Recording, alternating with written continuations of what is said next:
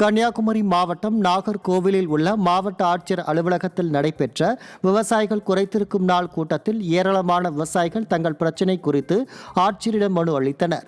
அதில் கடன் வாங்கி மரவள்ளி கிழங்கு நடவு செய்த நிலையில் உரிய விலை கிடைக்காததால் நஷ்டம் ஏற்பட்டுள்ளதாகவும் வேதனை தெரிவித்துள்ளனர். மேலும் அரசே மரவள்ளி கிழங்கை கொள்முதல் செய்ய வேண்டும், தொழிற்சாலை அமைக்க வேண்டும், விலை குறைந்த நேரத்தில் தொழிற்சாலைகள் மூலம் ஏற்றுமதி செய்ய நடவடிக்கை எடுக்க வேண்டும் என ஆட்சியர் அலுவலகம் முன் மரவள்ளி கிழங்கை தரையில் கொட்டி விவசாயிகள் தங்களது கோரிக்கைகளை வலியுறுத்தினர்.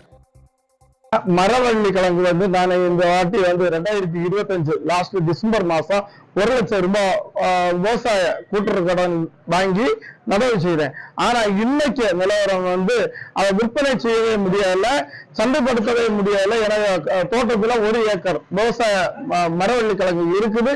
நான் இன்னைக்கு மாவட்ட ஆட்சியாளர் அலுவலகத்துல இதை விற்பனை செய்ய என்ன வழி அந்த கேட்டுக்கு கொண்டு வந்தேன். ஆனா அவங்க எந்த வழியும் தீர்வும் காணல. பட் அந்த நெல் கொள்முதல் செய்வது போல என்னுடைய மரவள்ளி கிழங்கு அரசு கொள்முதல் செய்யணும் என்பது என்னுடைய விருப்பம்.